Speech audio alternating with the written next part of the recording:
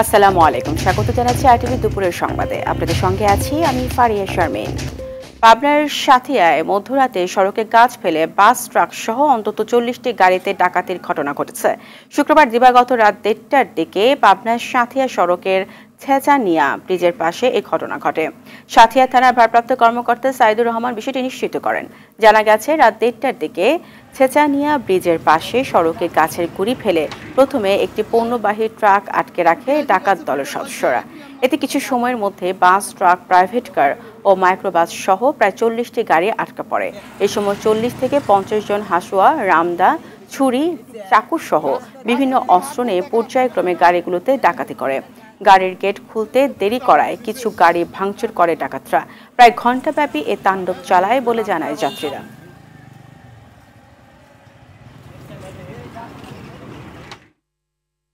এদিকে শরীয়তপুরে গণপিটুনিতে 2 ডাকাত নিহত হয়েছে। গেল রাতে সদর উপজেলার দাঁতপুর গ্রামে এই ঘটনা ঘটে। স্থানীয়রা জানায়, কীর্তিনেশা নদীতে স্পিড বোট ও ট্রলার যোগে এসে 24 থেকে 25 জনের ডাকাত দল দাঁতপুর এলাকায় ডাকাতির প্রস্তুতি নেয়। এ সময় নদীতে থাকা বলকহেডের লোকজন ডাকাতদের ধাওয়া করে। এতে ডাকাতদের গুলিতে 3 জন আহত হয়। পরে মাইকে ঘোষণা দিলে এলাকাবাসী ডাকাতদের ধাওয়া করে কয়েকজনকে আটক করে পিটুনি দেয়। এতে ঘটনাস্থলে এক ডাকাত নিহত হয়। গুরুতর আহত 6 জনকে উদ্ধার করে সদর হাসপাতালে নেওয়া হলে আরও এক ডাকাত মারা যায়।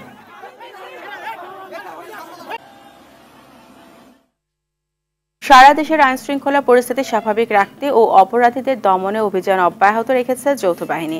তারই ধারাবাহিকতায় গেল রাতে রাজধানীর হাতিরঝিল সহ বিভিন্ন এলাকায় চলে সেনাবাহিনী ও পুলিশের সমন্বয়ে যৌথ বাহিনীর অভিযান। গাড়ির কাগজপত্র ঠিক না থাকায় ও বাইকারদের হেলমেট না থাকায় 50টিরও বেশি মামলা দেওয়া হয়। এছাড়া সন্দেহভাজন কয়েকজনকে আটক করা হয়। যৌথ বাহিনীর এমন অভিযানকে স্বাগত জানায় জনসাধারণ। সে সাথে এমন অভিযান চলমান রাখার দাবি জানায় তারা।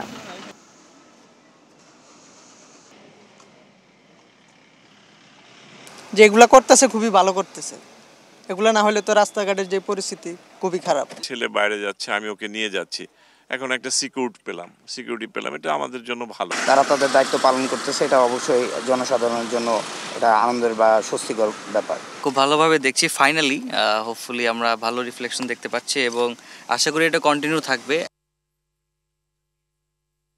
কক্সবাজারে বিভিন্ন অপকর্মের সঙ্গে রোহিঙ্গারা জড়িত।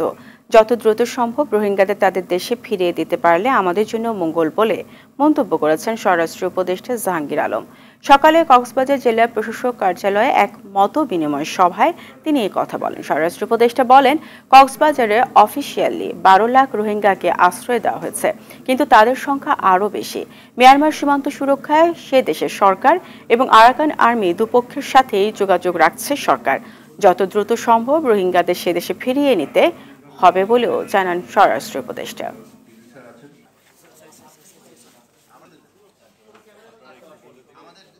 12 লাখ রোহিঙ্গাকে এখানে আশ্রয় দেওয়া হয়েছে, কিন্তু সংখ্যা কিন্তু আরও বেশি এবং তারা কিন্তু বিভিন্ন অপকর্মের সাথে জড়িয়ে গেছে। তাদের আমরা কত তাড়াতাড়ি তাদের এলাকায় বা তারা যেই এলাকার বাসিন্দা, যেই দেশের বাসিন্দা ফেরত দিতে পারি, অতই আমাদের জন্য মঙ্গল।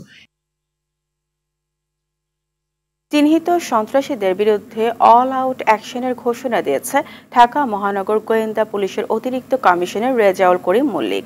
সকালে ডিএমপি মিডিয়া সেন্টারে রমজানকে ঘিরে আইন শৃঙ্খলা সংক্রান্ত পরিকল্পনা নিয়ে প্রেস ব্রিফিংয়ে একথা বলেন ডিবি প্রধান। তিনি বলেন, ফ্যাসিস্ট পতিত রাজনৈতিক শক্তি বিভিন্ন অপরাধে ইন্ধন যোগাচ্ছে, তাদের ধরতে রমজানে বিশেষ অভিযান চালাবে গোয়েন্দা পুলিশ। এছাড়াও রমজানে আইন শৃঙ্খলা পরিস্থিতি উন্নতি করতে তথ্য প্রযুক্তি ভিত্তিক নজরদারি বাড়ানোর কথা জানিয়ে নাশকতাকারীদের বিষয়ে নগরবাসীর সতর্ক থাকার আহ্বান জানান ডিবির এই কর্মকর্তা।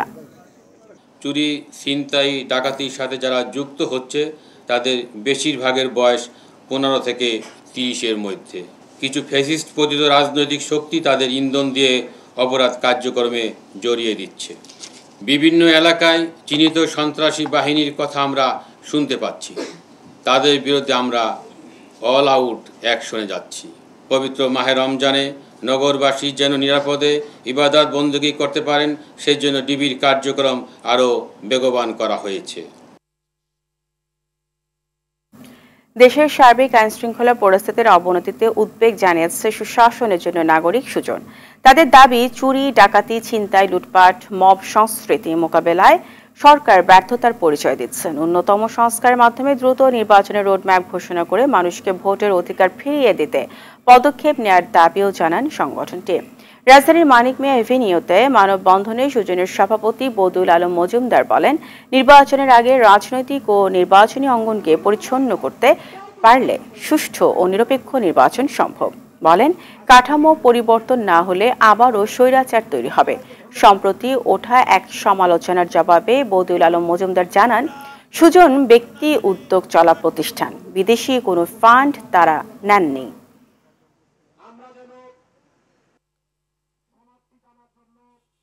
শৃঙ্খলা পরিস্থিতি এটা দিন দিন অবনতির দিকে যাচ্ছে, ডেভিল হ্যান্ড চলছে, তার মধ্যে অরাজক পরিস্থিতি নিয়ন্ত্রণে আসছে না। আমরা এই অবস্থা থেকে মুক্তি চাই। নির্বাচনী অঙ্গনকে পরিচ্ছন্ন করতে হবে, একই সাথে রাজনৈতিক অঙ্গনকে পরিচ্ছন্ন করতে হবে। রাজনীতিতেও আমাদের বহু অনাকাঙ্ক্ষিত ব্যক্তিরা রাজনীতি পরিচালিত করছে এবং আমাদের দেশে দুর্ভাগ্যবশত অনেক অন্যায় গঠিত হয় একটা আতাতের ভিত্তিতে, অনেক ক্ষেত্রে রাজনৈতিক দলের ছত্রছায়ায়। জুলাই গণ অভ্যুত্থানে শহীদদের কবর জিয়ারতের মধ্য দিয়ে সাংগঠনিক কার্যক্রম শুরু করেছে বাংলাদেশ গণতান্ত্রিক ছাত্র সংসদ। দুপুরে রায়ের বাজারে শহীদ বুদ্ধিজীবী সংলগ্ন কবরস্থানে শহীদদের গণ কবর জিয়ারত করেন সংগঠনের নেতারা। সংগঠনের আহ্বায়ক আব্দুল কাদের বলেন, ক্যাম্পাস ও জাতীয় পর্যায়ে নতুন রাজনৈতিক বন্দোবস্ত হাজির করা ছাত্রদেরকে ব্যবহার করে যাতে দলীয় এজেন্ডা বাস্তবায়ন করতে না পারে সেই লক্ষ্যে কাজ করবে এই দল।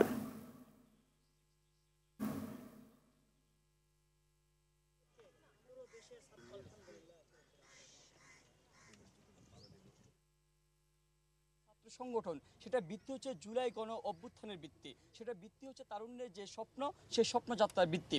আমরা আমাদের যে নতুন ছাত্র সংগঠন নবযাত্রার শুরুর দিক থেকে প্রথম কার্য দিবসে আমরা আমাদের যে ভিত্তির কথা বলতেছি, সেই জুলাই গণ অভ্যুত্থানে শহীদদের কবর জিয়ারত করার মধ্য দিয়ে আমরা আমাদের আনুষ্ঠানিক কার্যক্রম আজকে শুরু করেছি। মহান স্বাধীনতা যুদ্ধের পরে গত 54 বছরে বাংলাদেশে কোনো সুষ্ঠু ধারা ছাত্র রাজনীতি তৈরি হয়নি, বরং ছাত্র রাজনীতির নামে ট্যাগিং কালচার, ছাত্র রাজনীতি নামে ক্যাম্পাসগুলোতে মাদার পার্টির এজেন্ডা বাস্তবায়নের জন্য পুরো ক্যাম্পাসকে অস্থিতিশীল করে রাখার একটা প্রচেষ্টা আমরা গত 54 বছর ধরে দেখেছি। সেই ধারাবাহিকতায় একটি সুষ্ঠু ধারার মেধা, মননের দায় এবং দরদের ছাত্র রাজনীতি প্রতিষ্ঠার জন্য বাংলাদেশ গণতান্ত্রিক ছাত্র সংসদের যাত্রা শুরু হয়। ছাত্রদের নতুন রাজনৈতিক দল জাতীয় নাগরিক পার্টি যেন কিংস পার্টি না হয়ে ওঠে সে বিষয়ে সতর্ক করে দিলেন বিএনপির সিনিয়র নেতারা। সরকারি সহযোগিতায় ছাত্রদের দল পরিচালিত হলে জনগণ তা প্রত্যাখ্যান করবে বলেও জানান তারা। নির্বাচনের সংসদ আসন পেলে তাদের সাথে জাতীয় সরকার গঠন করতে বিএনপি আগ্রহী বলেও জানান দলটির নীতি নির্ধারকরা। আরও জানাচ্ছেন জাহিদ রহমান।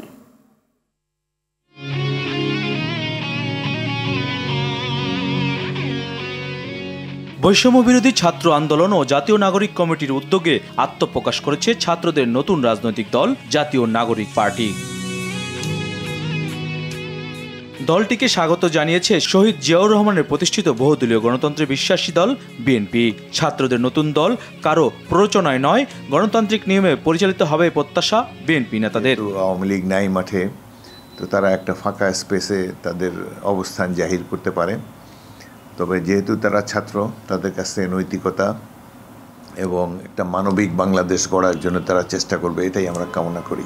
আমাদের নেতার যে আদর্শ বহুদলীয় রাজনীতি, এবং এখানে যদি কেউ নতুন রাজনৈতিক দল গঠন করে আগামী নির্বাচনে অংশগ্রহণ করে, আমরা তাদেরকে ওয়েলকাম জানাবো। আমরা আশা করি তারা যারা অনেকে অলরেডি পদত্যাগ করেছে, আরও যারা আছে, আমি আশা করি খুব তাড়াতাড়ি পদত্যাগ করে রাস্তায় জনগণের কাতারে আসবে, এটাই আমি আশা করি। তবে আমি প্রত্যাশা করি না যে সরকারের থেকে কিং পার্টি অতীতে হওয়ার চেষ্টা করেছে, এরকম কিছু হোক, এটা আমরা চাই না। রাষ্ট্র মেরামতের 31 দফা বাস্তবায়নের নতুন দলটিকেও বিএনপি পাশে পাবে বলে মনে করেন দলের শীর্ষ নেতারা। তাদের কার্যক্রমকে এখন পর্যন্ত আমরা সহযোগিতা করে যাচ্ছি। আগামী দিনে পরিস্থিতি পরিবেশের উপর নির্ভর করে আগামী দিনের সিদ্ধান্ত। নির্বাচনে যদি মোটামুটি গ্রহণযোগ্য ফলাফল করতে পারে, তাদের যদি সংসদে আসন থাকে, তাহলে নিশ্চয়ই তাদের সাথে মিলেমিশে সরকার গঠনের কথা আমরা চিন্তা করব। তবে একটা জিনিস আমরা চিন্তা করি, যারা ছাত্র এখনও, তাদের রাজনীতিতে আসার সময় এখনও হয়নি। তবে সাবেক ছাত্ররা রাজনৈতিক দল করতে পারে, অন্যান্য রাজনৈতিক দলের মতো সকল কর্মকাণ্ড চালিয়ে যেতে পারে। সকল অন্যায়ের বিরুদ্ধে সোচ্চার থাকার পাশাপাশি জনগণের গণতান্ত্রিক অধিকার প্রতিষ্ঠায় জাতীয় নাগরিক পার্টি ভূমিকা রাখবে বলেও আশা বিএনপির। জাহিদ রহমান, RTV, ঢাকা। নন্দিত নেত্রী খালেদা জিয়া বইয়ের ওমরক উন্মোচন ও আলোচনার সভায় বক্তব্য রাখছেন বিএনপির যুগ্ম মহাসচিব রুহুল কবির রিজভী। সরাসরি চলে যাচ্ছি সেখানে। তিনি দেশ পরিচালনা করতে পেরেছেন তার এই স্বচ্ছ দৃষ্টিভঙ্গির জন্য। কি হয়নি, 64টির মধ্যে 23টি জেলা সদরে আপনার বোম ফোটানো হয়েছে। তিনি তখন চীনের সফর বন্ধ করে দিয়ে তিনি চলে এসেছেন, মোকাবেলা করেছেন জঙ্গিত্বের যে উৎপাত, এবং এই জঙ্গি কারা সৃষ্টি করছে না করছে এটা নিয়ে অনেক আলোচনা আছে, অনেক এই বিষয়ে আমাদেরও অনেক তথ্য আছে। কিন্তু তিনি তার স্বচ্ছ দৃষ্টিভঙ্গি দিয়ে এটা তিনি মোকাবেলা করেছেন এবং তার সময় তাদের বিচার হয়েছে, তাদের শাস্তি নিশ্চিত হয়েছে। অথচ এটি নিয়ে কত বিষোদ্গার করেছে শেখ হাসিনা এবং আন্তর্জাতিক সম্প্রদায়ের কাছে, বিদেশে গিয়ে, ফ্রান্সে গিয়ে, আমেরিকায় গিয়ে, জাতিসংঘে গিয়ে বারবার সে ক্ষমতা আসার পরেও এই সমস্ত জঙ্গিবাদের উত্থান, বেগম খালেদা জিয়ার চরিত্র, অমুক তমুক নানা কথা বলেছেন, কিন্তু উনি এটা প্রমাণ করতে পারেননি। বিশ্ব সম্প্রদায়কে তিনি কনভিন্স করতে পারেননি, কিন্তু তিনি বলে গেছেন, অবলীলায় বলে গেছেন। অনবদ্য মিথ্যা কথার জননী হচ্ছে শেখ হাসিনা, এবং এইটা করতে গিয়ে তিনি তার ফ্যাসিবাদকে প্রতিষ্ঠিত করতে চেয়েছিলেন এবং বেশ কিছুদিন উনি টিকেও ছিলেন এইভাবে নানা কথা বলার মধ্যে দিয়ে। কারণ একজন ফ্যাসিস্টকে ক্ষমতায় এসে যেটা করতে হয়, আইন শৃঙ্খলা বাহিনীকে নিজের মতো করে তৈরি করতে হয়, অন্যান্য প্রতিষ্ঠানগুলোকে নিজের মতো করে তৈরি করতে হয়, জুডিশিয়ারিকে নিজের মতো করে তৈরি করতে হয়। তো এই জিনিসগুলো তিনি তৈরি করেছিলেন বলে প্রায় 15-16 বছর তিনি টিকেছিলেন। কিন্তু বেগম খালেদা জিয়া এই কাজগুলো করেননি। কারণ একটা স্টেটকে ফাংশনাল করতে হলে, একটা স্টেটকে কার্যকরী করতে গেলে প্রতিটি, বিশেষ করে রাষ্ট্রের অঙ্গ যেগুলি, সেগুলোকে স্বাধীনভাবে চলতে দেওয়া হয়। এটাই চেয়েছেন, এটাই গণতন্ত্রের অন্তর্নিহিত সত্য, এটাই হচ্ছে সবচেয়ে বড় উপাদান গণতন্ত্র। যেহেতু দেশনেত্রী বেগম খালেদা জিয়া যতই সমালোচনা করুক তার বিরোধী পক্ষ, তিনি গণতন্ত্রের যে চ্যাম্পিয়ন, এইটা কেউ অস্বীকার করতে পারবে না। সুতরাং তার মধ্যে গণতন্ত্রের যে মৌলিক শর্তগুলি আছে, সেই শর্তগুলি তো সবসময় সজীব, প্রাণবন্ত এবং জীবন্ত থেকেছে। দর্শক, এতক্ষণ দেখছিলেন বিএনপির যুগ্ম মহাসচিব রুহুল কবির রিজভীর বক্তব্যের অংশবিশেষ। সৌদি আরবে আজ থেকে শুরু হলো পবিত্র মাহে রমজান। শুক্রবার দেশটিতে পবিত্র রমজান মাসে চাঁদ দেখা গেছে। সৌদি আরবের চাঁদ দেখা কমিটি এ তথ্য নিশ্চিত করেছে। শুক্রবার এশার নামাজের পর পবিত্র কাবা শরীফে রমজানের প্রথম তারাবির নামাজ আদায় করেন ধর্মপ্রাণ মুসল্লিরা। অস্ট্রেলিয়া, ওমান, কুয়েত ও সংযুক্ত আরব আমিরাত সহ বেশ কয়েকটি দেশেও আজ থেকে রোজা শুরু হয়েছে। এছাড়া আগামীকাল থেকে রোজা শুরুর ঘোষণা দিয়েছে মালয়েশিয়া, ফিলিপাইন, ব্রুনাই ও জাপান।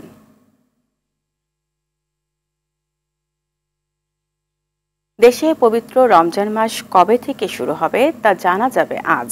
এ নিয়ে বৈঠকে বসবে জাতীয় চাঁদ দেখা কমিটি। সন্ধ্যা 6টায় ইসলামিক ফাউন্ডেশনের বাইতুল মোকাররমের সভাকক্ষে এই বৈঠক হবে। এতে সভাপতিত্ব করবেন ধর্ম বিষয়ক মন্ত্রণালয়ের উপদেষ্টা ডক্টর আ.ফ.ম. খালিদ হোসেন। এই সভায় 1446 হিজরি সনের পবিত্র রমজান মাসের চাঁদ দেখার সংবাদ পর্যালোচনা ও সিদ্ধান্ত নেওয়া হবে। আজ চাঁদ দেখা গেলে রোববার থেকে বাংলাদেশে শুরু হবে সিয়াম সাধনার মাস।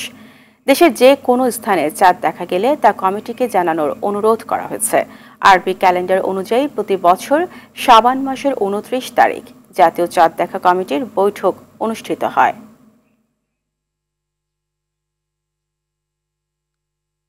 রমজান ঘিরে যেন আগুন ঝরছে রোজার তরকারি পণ্যের বাজারে। লেবু, শসা, বেগুন, ছোলা, বেসনের দাম আকাশ ছোঁয়া।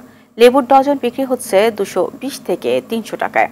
সংকট অব্যাহত রয়েছে ভোজ্য তেলেও। বিক্রেতাদের অভিযোগ, তেলের চাহিদা অনুসারে সরবরাহ না থাকার দাম বেশি। আরও জানাচ্ছেন বিপুল দেব রায়। রাজধানীর কারওয়ান বাজার মুসলমানদের পবিত্র মাস রমজানকে সামনে রেখে ক্রেতাদের বেড়েছে আনাগোনা, হাঁক ডাক বেড়েছে বিক্রেতাদের। নিত্যপণ্যের বাজার আগে থেকে বাড়তি থাকায় অস্বস্তিতে রয়েছে ক্রেতারা। তার উপর আবার রোজায় দরকারি প্রায় সব পণ্যের দাম নতুন করে বেড়েছে। প্রকার ভেদে খেজুর বিক্রি হচ্ছে ২৪০ থেকে ১২০০ টাকা পর্যন্ত। বেড়েছে অন্যান্য ফলের দামও। ভোজ্য তেলের সংকটে ক্রেতাদের দিশেহারা অবস্থা। দাম নিয়ে ক্রেতা ও বিক্রেতাদের মধ্যে রয়েছে ভিন্ন ভিন্ন মত। ভোজ্য তেল বাজারে বিলকুলই নেই, যেগুলো বলে ওরা সুপার বলতেছে, তাও রেট অনেক হাই। শাকসবজিতে স্বস্তি থাকলেও হাত দেয়া যাচ্ছে না লেবু, বেগুন ও শসায়। প্রকার ভেদে লেবুর ডজন বিক্রি হচ্ছে ২২০ থেকে ৩০০ টাকায়। কোনোভাবে দেখার সুযোগ নেই ৪টি লেবুর দাম ১০০ টাকা। এটা আমরা কি সেই লেভেলে এখন যেতে পেরেছি বলেন? রমজান আগে লেবু বস্তা কিনছে ৪,০০০ ৫,০০০ টাকা বস্তা, আর এখন লেবুর বস্তা ১২,০০০ ১৫,০০০ টাকা বস্তা, তারপরে পাওয়া যায় না লেবু। বাজার সহনীয় করতে কর্তৃপক্ষের নজরদারির অভাবকে দুষছে ক্রেতারা। লেবু এই রমজান মাসে এই পণ্যটি খুবই প্রয়োজনীয় একটা জিনিস হলেও বাজারের আকাশ ছোঁয়া দাম। যে লেবুগুলো দেখছেন এই লেবুগুলো 4টা লেবুর দাম পড়ছে ১০০ টাকা করে, অর্থাৎ ডজন ৩০০ টাকা করে লেবু। ক্রেতারা বলছেন এমন দাম আগে কখনো শুনেনি এবং লেবুর এই দামে তারা অনেকটাই হতবিম্ব। শুধু লেবু বলে না, বাজারের অন্যান্য যে জিনিসগুলো আছে রমজান উপলক্ষে সবগুলোর দামই ঊর্ধ্বমুখী। তাই তারা বলছেন বাজার মনিটরিং ছাড়া কোনো বিকল্প নেই। বিপুল দেবরাই, RTV, ঢাকা। বগুড়ায় পারিবারিক কলহের জেরে বাড়িতে ঢুকে মা ও মেয়েকে কুপিয়ে হত্যার অভিযোগ উঠেছে। শুক্রবার দিবাগত রাতে সদর উপজেলার সাবগ্রাম মধ্যপাড়ায় এই ঘটনা ঘটে। নিহতরা হলেন মেয়ে সকিনা বেগম এবং মা আনোয়ারা বেগম। স্বজনদের অভিযোগ, বগুড়া সদরের আকাশতারা এলাকার রুবেল হোসেনের সঙ্গে 7 বছর আগে সকিনার বিয়ে হয়। প্রায় 1 মাস আগে তাদের বিচ্ছেদ হয়। রাতে রুবেল তার প্রাক্তন স্ত্রী সকিনার বাড়িতে গেলে তর্ক শুরু হয়। এক পর্যায়ে রুবেল ধারালো অস্ত্র দিয়ে সকিনা ও মা আনোয়ারাকে হত্যা করে। মরদেহ দুটি ময়নাতদন্তের জন্য হাসপাতালে পাঠানো হয়েছে বলে জানায় পুলিশ।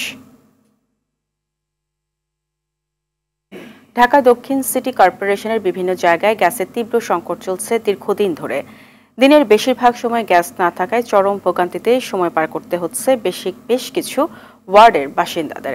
এমন ভোগান্তি থেকে প্রতিকার চেয়ে দুপুরে রাজধানীর কদমতলী থানা এলাকায় মানববন্ধন করেছে এলাকাবাসী। এ সময় তারা জানান, দক্ষিণ সিটি কর্পোরেশনের 58, 59, 60 সহ বিভিন্ন ওয়ার্ডে দীর্ঘদিন ধরে গ্যাসের তীব্র সংকট চলছে, যার কারণে নিয়মিত গ্যাস বিল পরিশোধ করা হলেও ব্যবহার করতে হচ্ছে সিলিন্ডার অথবা লাকড়ির চুলা। রমজান মাসে এই ভোগান্তি আরও দ্বিগুণ হয়ে যায়। এমন অবস্থায় দ্রুত প্রতিকার চান এলাকাবাসী। দুপুরের সংবাদ এই পর্যন্তই। জেলা সংবাদ বিকেল 4:45টায় দেখার আমন্ত্রণ রইল। ধন্যবাদ সবাইকে।